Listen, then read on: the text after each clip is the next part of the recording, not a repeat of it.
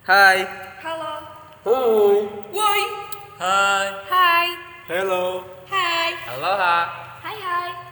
You're listening to podcastnya Agropedia. Nah, sahabat Agrotekers, tahukah kamu bahwa Agropedia bertransformasi menjadi podcast Agropedia.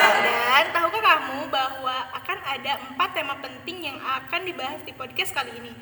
Pertama, hama dan penyakit. Yang kedua, budidaya tanaman. Yang ketiga, inovasi dan teknologi. Yang keempat, Isu-isu pertanian.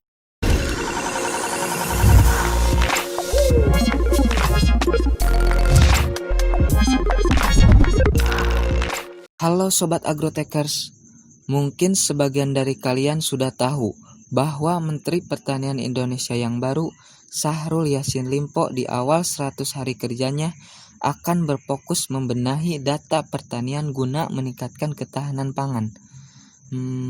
Seberapa penting sih data pertanian dan kira-kira apa hubungannya dengan ketahanan pangan? Simak jawabannya setelah pesan-pesan berikut ini.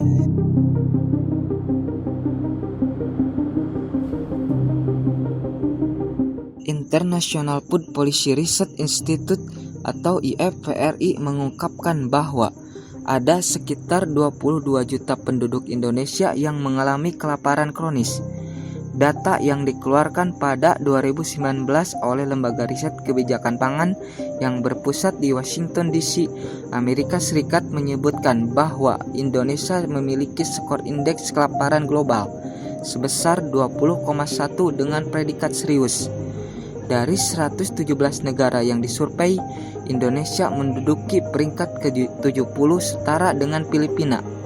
Indikator yang digunakan GHI yaitu persentase penduduk kurang gizi dari populasi, proporsi anak di bawah usia 5 tahun menderita wasting, yaitu suatu tanda kekurangan gizi akut, proporsi anak di bawah 5 tahun yang menderita stunting, dan tingkat kematian anak di bawah 5 tahun.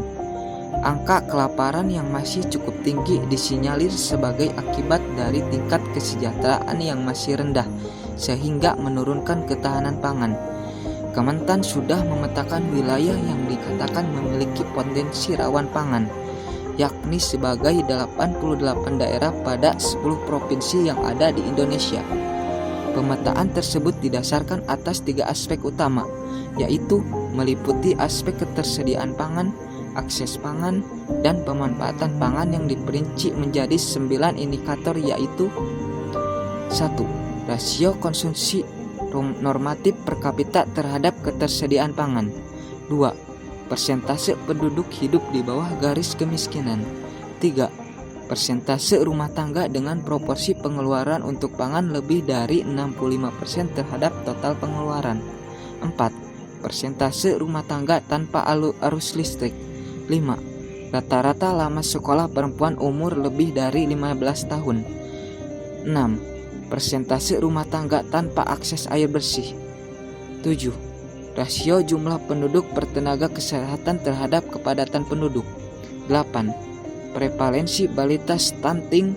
Dan 9. Angka harapan hidup saat lahir.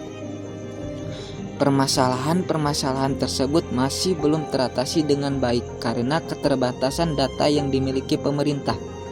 Data pertanian dinilai sangat penting untuk merencanakan strategi dalam menghadapi ketidakpastian iklim di masa yang akan datang. Data tersebut akan membentuk pola tertentu, misalnya kondisi geografis dan musim-musim tertentu yang memainkan peranan penting dalam kegiatan produksi pertanian, sehingga pemerintah dan masyarakat akan lebih siap dalam menghadapi segala kemungkinan yang menimpa lahan pertanian sebagai sumber pangan.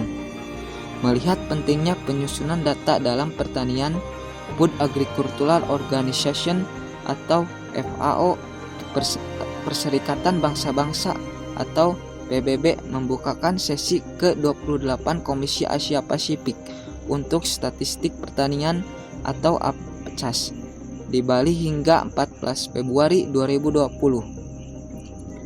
Acara ini dipimpin oleh Indonesia yang dihadiri oleh 100 delegasi dari 30 negara, bertujuan untuk memantau kemajuan demi meningkatkan sistem pendataan statistik dan analisis untuk perencanaan yang lebih baik di sektor pertanian, ternak, perikanan, dan kehutanan. Penghimpun data merupakan salah satu dari 17 tujuan Sustainable Development Goals atau SDGs pada tahun 2030 yang memiliki 169 target dan 232 indikator. Penghimpun data pertanian sebagai usaha mencapai target pembangunan berkelanjutan tersebut dapat dilakukan membangun kolaborasi antar instansi pemerintah seperti Badan Pusat Statistik dengan Kementan. Diharapkan dengan diperolehnya data, karakteristik fisik maupun sosial wilayah Indonesia bisa dipetakan untuk menentukan strategi kebijakan yang tepat. Data tersebut dapat digunakan untuk merumuskan tindakan preventif dari ketidakpastian yang akan berdampak pada kegiatan produksi pangan. Akibatnya, potensi kehilangan hasil dapat dihindari sehingga mengurangi resiko rawan pangan.